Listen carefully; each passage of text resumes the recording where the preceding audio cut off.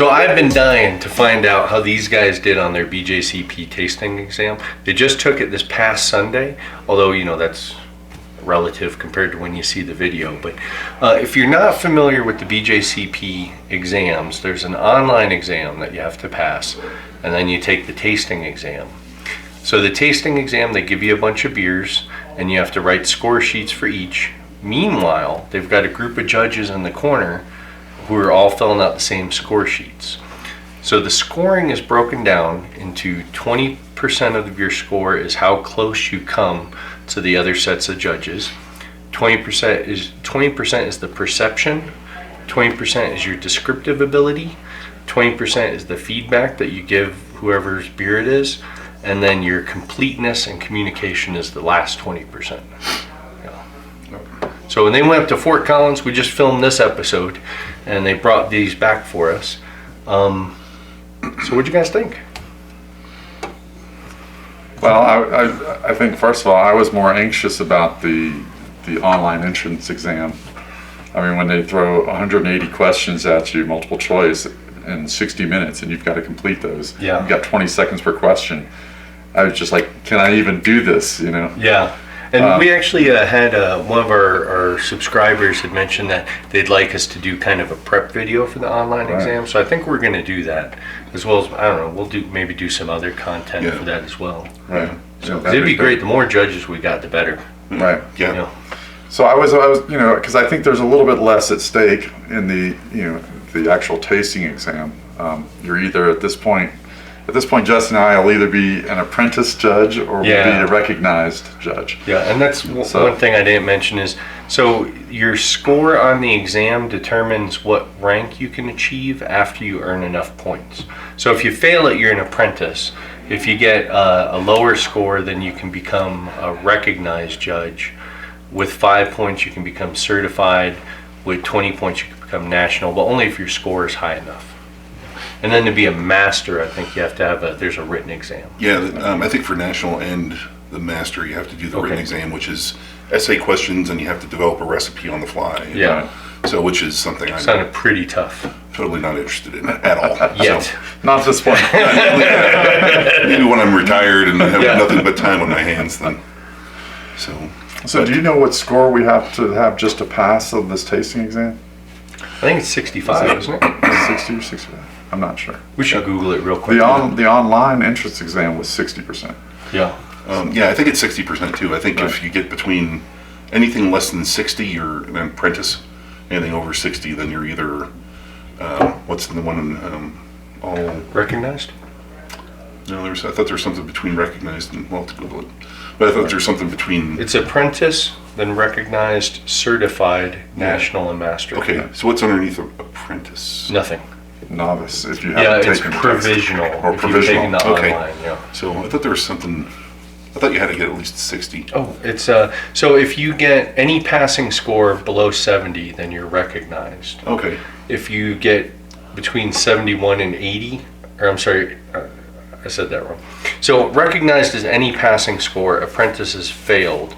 But if you get 70 or above, you're certified.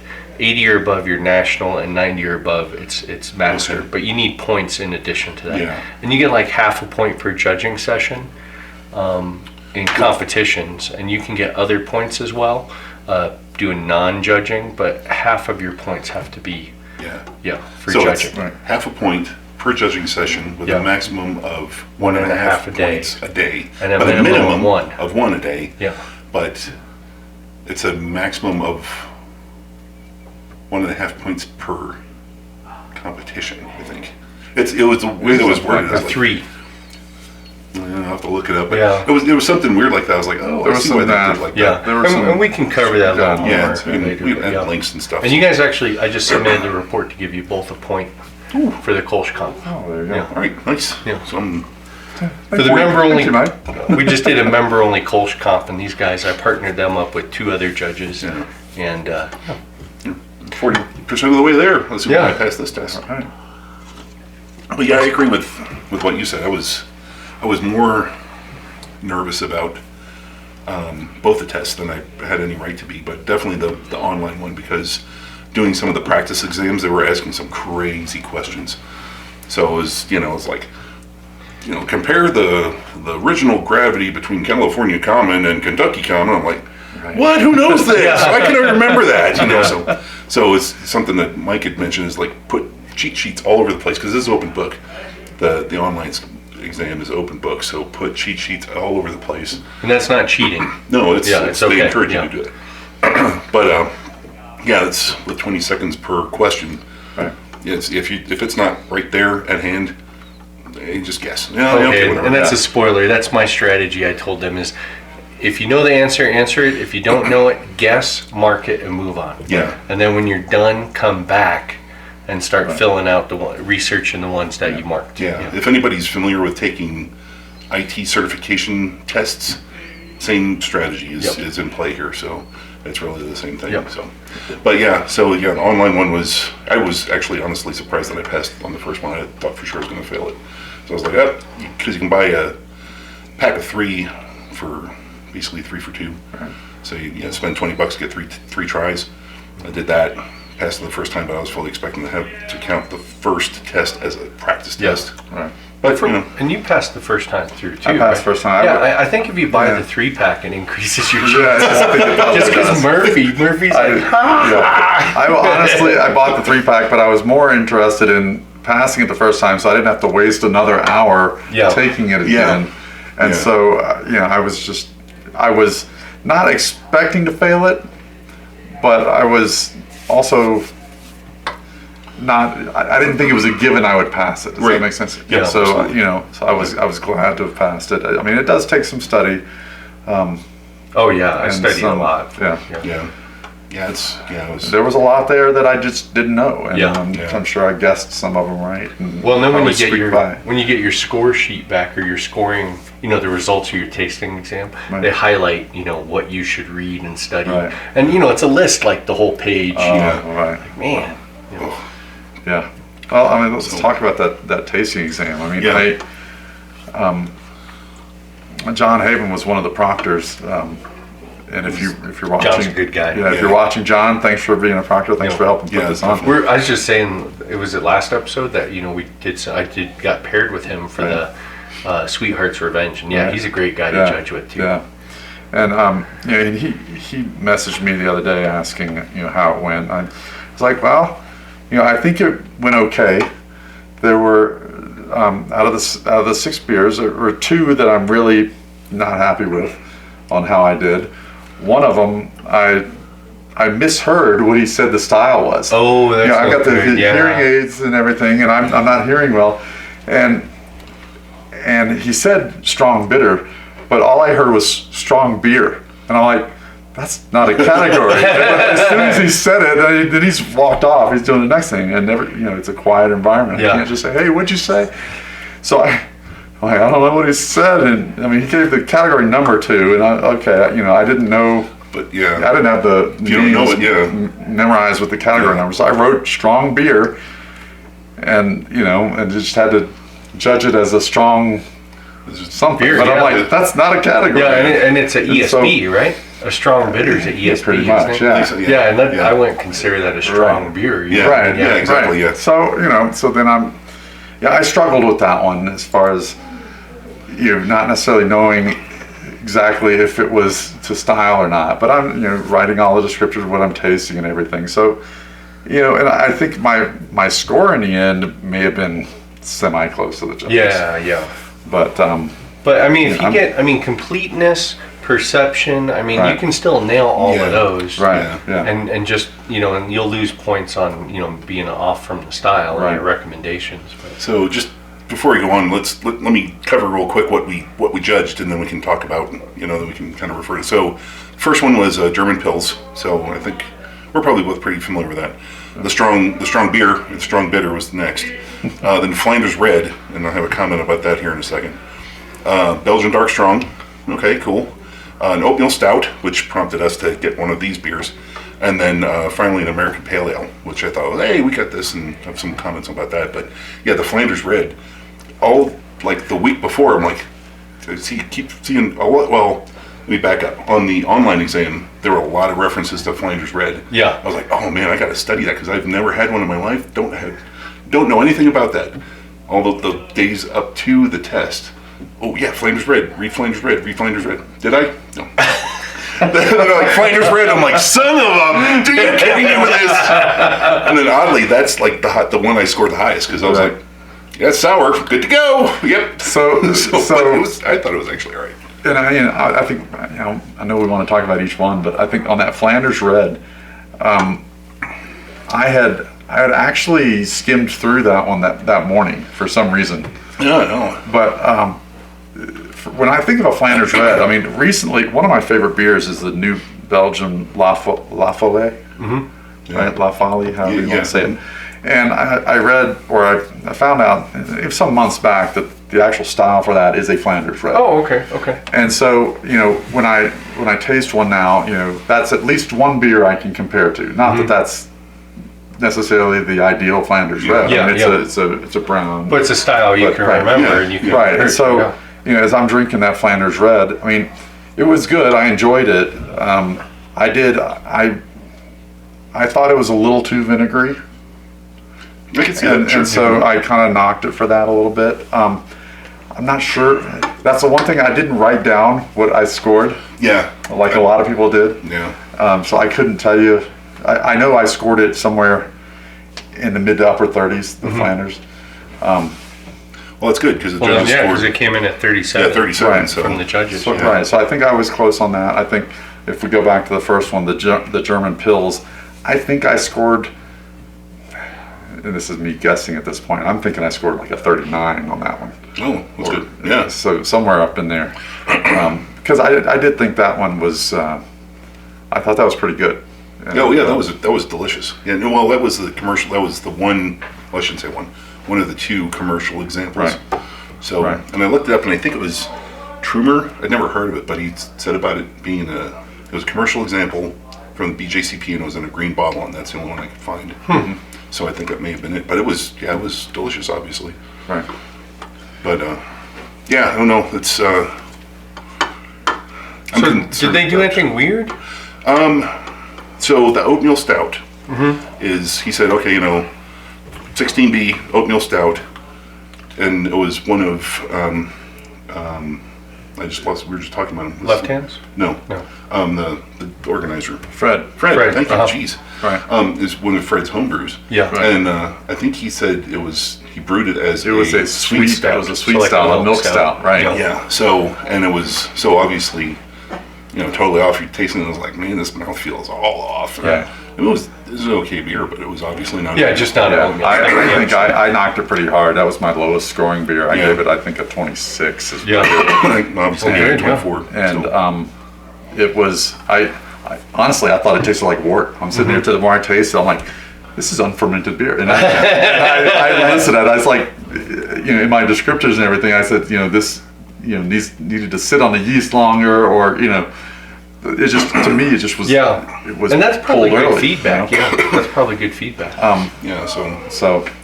I don't know, it would probably have been better if you'd been like, oh, you should have entered this in the stout category, but my mind wasn't there. I was just like, oatmeal stout, no good. Right. Yeah. So yeah, I think that was their one weird thing. Yeah, and I think after that, I mean, my first thing was he said free beer at the bar. I'm like, and I looked there's oatmeal stout. I'm like, I'm ordering an oatmeal stout. I gotta fix my head on this. I just had a bad one. I need a good one. Yeah. Nice. Yeah. So I guess it was, I don't know. Yeah. Anyway, but yeah. Someone was kind enough, I don't know if it was Fred or if it was the owner of the brewery, but bought everyone a beer. So I was like, that's cool. Yeah. That's nice. It seems like a good place to take the exam. Yeah. Yep. Yeah. No, it was really cool. So how'd you do on time? So that's another funny thing. Did the German Pils. Yeah. German Pils, I started done. I'm like, sweet. Oh, this is gonna be a piece of cake. I don't have to worry about this or anything. And then the next ones I'm like writing. They're like, here's the next one. I'm like, okay, thanks. Finishing up the last one. So, but yeah, no, the time I wasn't. Right. So I think the last one I was kind of pressured. I was still writing. They're like, pencils down. Right. So the first one, the German Pils, I finished. I set my paper aside right as they were bringing the next flight. So I was good on the first one. The second one, because I was struggling with it and I had said strong beer, on that one I was still trying to fill out my overall impression when they brought the next beer, And so I was just kind of, it was a Flanders Red, and I was able to catch up on time. But like after I started filling out the Flanders Red, I went back and wrote some more on the strong bitter. Well, good. So I mean, I got it complete. I just needed a little bit more time on that.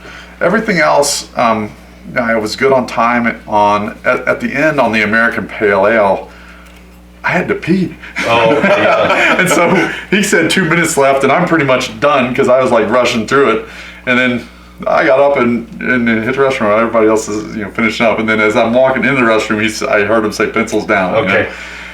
So I mean, That's good. I was okay. I'm a little worried that I maybe mailed it in on the descriptors on that last one, but I probably okay. I mean, I think my score was in line with what the judges had. The one style though I really was not happy with how I scored it was the strong bitter. No, the Belgian dark strong. Oh, okay. Because I really enjoyed that beer. Yeah. And that was another, I think, of Fred's homebrews, and I talked to him about it afterwards. And it was, I mean, I kind of knew the faults, but it was such a good beer. Yeah. And because it was smooth, it wasn't well carbonated like it should have, but I mentioned something about that. I think I gave it a 42. And the judges gave it a 33. Oh, so I mean, I was like bad, way off, yeah. right? But it was just, to me, it's like, and I said on there, I questioned the ABV on this, because it's so easy to drink. It's a wonderful, wonderful beer and everything. Well, I gotta say, dark strong is a style that you can have a not very good example of it, and it's still a really good beer. It was. Depending, as long as you don't hit any of the, like, get real fusel with it, No, it wasn't. or anything like that. As long as you avoid that, you can still have a really nice beer. And this was on the opposite end of that. Yeah, and what frustrated me most about that is that I should have been more familiar with the style, because that's what I'm brewing next. Yeah, right. yeah. I mean, even today I was listening to a podcast about brewing a Belgian dark strong. I created my recipe this morning, but I'm going to refine it a little bit tomorrow. Probably brewing it on Thursday now, ahead of the snowstorm coming in. But so it's like if I had just brewed it a little earlier, maybe I'd be better with the style, and I could have rocked it. But So, question for me, or feedback for me. So, I mean, was it the same score sheets that we've been practicing on, or was it the new score sheet? Yeah, it was the actual. If you looked up the testing score sheet, because the off flavors didn't have the descriptors. Right. Yeah. Okay. So that. you knew what to expect. Yep, it was right. what we're expecting. Yep. Because like right before they did the exam, I heard there's a new score sheet. I was like, new score sheet? Yeah. What? No. And I was glad it's not that. Right. But did the practice help? absolutely. Yeah, no, it really did. If nothing, just to kind of get the timing down. Because I think if I went into a cold without any practice, I would have been way off. Oh yeah, Right. Yeah. So it's just to kind of get an idea of You have the pace you need to go. Yep. Well, because I know, like, now I'm a fairly slow score sheet filler, and I know when I took my exam, I had a decent amount of time between beers to kind of touch up the score sheets afterwards, and I really attribute all the practice that we did with James Johnson, organized a study group for me and a bunch of others. Yeah. So I mean, that's kind of what I wanted to bring you guys in with. Yeah, no, it was great. I appreciate you doing that. So it was great, and a lot of the stuff that you were kind of going through and drilling into us. We're talking to Fred, even beforehand. He's like, "This is what you need to do to get a good score," and things was like for each of the categories, aroma, mouthfeel, and all that. There's like certain sensory descriptors under each one of those, and they were there on that score sheet. He's like, make sure you talk about each one, and if it's not there, talk about it. So he was reiterating a lot of the stuff we've been hearing. So and a lot of stuff online that I was reiterating that. So Well, hopefully when the scores come in, they paid off. I hope so, because you can see my scores here. Is that I had deltas of. You're pretty close. I was I don't know, 4 and 5 degree or 4 and 5 points, except for one of them. Right. So, well, what was funny is when I did mine, the beer that I was probably the most confident on is the one I scored the worst on. So. Yeah, the bad beers are easier to score, I think, probably. Yeah. I mean, it's which in our practices, I thought that the worse the beer was, the harder it was to fill out the descriptors. Oh yeah, no, But because there's plenty of stuff to fill out. Well, right, but then because there's so much, I think, but I don't know. Yeah. Well, yeah, the worst part of the good, because one of the things, again, for those of you that aren't familiar, is one of the things is you're supposed to give feedback as far as, unless it is the best beer you've ever had in your life, you're supposed to say, to improve this beer, do blah, blah, blah. But if it's a good beer, I'm a fairly inexperienced brewer. I'm like, this is a great beer. I don't know what to say to this guy to make it better. Right. You know, the hops are on point, and so you have to make up some, you know, you should try mashing at a lower temperature. Yes, your way through it. Yeah, so Well, I don't know. So I do that too. So I mean, I'll give them a mashing tip to improve the mouthfeel, and then another thing's like a lot of times I'll suggest increasing the specialty malts to make the malt aroma and flavor a little more complex, or mixing up the hops. Yeah. You know, because a lot of times, like I think the Belgian Strong, that was one place I used that a lot because they were all delicious, but they didn't have many of the flavors that they could have. Yeah. So yeah, maybe it was sweet, malty, and dark sugary, but it didn't have like the raisins and stuff like that. Complex. So, yeah. No, that makes sense. So yeah, that was a funny thing, and we just I don't know, we wrap it up, but the American Pale Ale was from Timnath, and so they were like American Pale Ale. I'm like, okay, it's supposed to be hoppy, and tried it, and it was really good, but it was really sweet. Mm-hmm. I thought it needed a lot more hops. You know, and I found it to be very lemony, and I attributed that to the hops. But it was lemony I thought on the border of being soapy. I mean, it wasn't soapy, but it was so lemony. You associate kind of that lemon with like dish soap and stuff, right? That's how I'm with lavender. But I think of the American Pale Ale is hard because you want to think of it like an IPA, you know.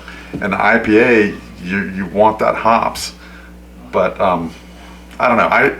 I told my feedback was to increase both the malt and the hops. Yeah, no, that's good. Know, just give it, make it more intense. Really, is what I think it needed, but it was good. Yeah, I mean, they brought it to us. It was like the clearest beer out of the 6, and I'm like, oh, they're giving us a good beer to finish off with. That's good, you know, especially after like that oatmeal stout. Yeah. So, well, the thing that struck me was that, you know, afterwards he said, oh, this is from Timnath. I was like, oh, okay, it's there, and it's actually a rye.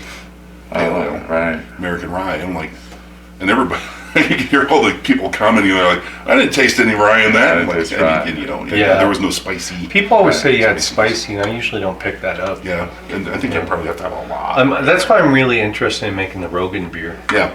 Yeah. That'll be interesting to judge, just to see the variety in that. Yeah. I made a rye IPA once, and just used a lot of rye. You could pick it up, and it turned out well. I need to go back and do that again someday.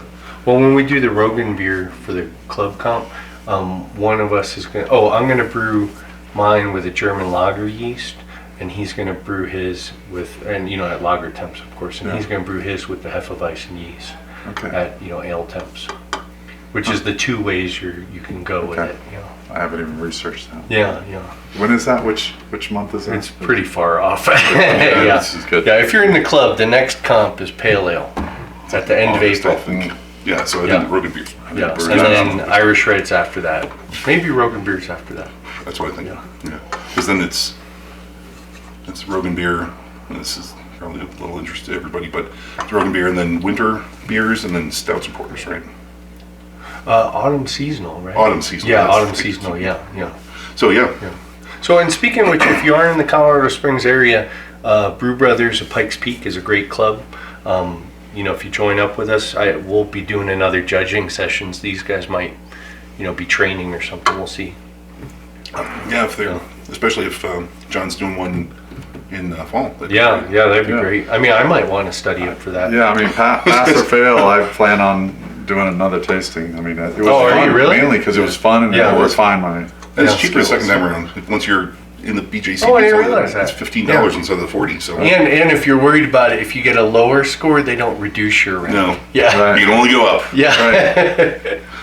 So no, that's good. Yeah, that's a good point. Maybe I'll be taking it, or I was thinking I'll be taking it because I bombed this one, but yeah, we'll see. Well, I'm really glad you guys signed up for it and took it. Well, you kind of sucked us in. You Yeah, you talked roped us in, and I'm like, I always wanted to do it. Well, you Now could it's have as been good a time kicking and as any. screaming, yeah. Yeah. Yeah. So Mike M mentioned that he might be interested in doing it. I was like, dude, it's not that hard. Yeah. Yeah, it really wasn't that hard. I mean, it took some studying, Yeah, a little bit, yeah. but I mean, God, it's beer drinking. Well, yeah. Yeah. And for as long as It's he's tough. been drinking beer, I mean, geez, he Yeah. should be able to He walk in probably there. knows all the styles. Done. Yeah. Next. Yeah, he's brewed everything. So, anyway, yeah. So I don't know. I guess we'll see. So 2.5 months ish is what we hear. So June. Nice. So, and like I said, I mentioned we're planning on doing some other content based around studying for and passing your BJCP exam. So, I mean, we had, some interest in it, and yeah, why not? Yeah. Good? Yeah, I think so. All right, gentlemen. Cool. Thanks. Congratulations on your exam. Thank you. Cheers. Thank you. Cheers. Cheers. Thanks for watching our video. Check out our website at coloradobrewtalk.com for more great content. While you're there, be sure to leave us a comment or drop us a line with your thoughts. You can also find us on Facebook and Twitter at CO Brew Talk, or follow the links below. Make sure to like this video and subscribe to our channel so you don't miss any future content. Or episodes, as the case may be.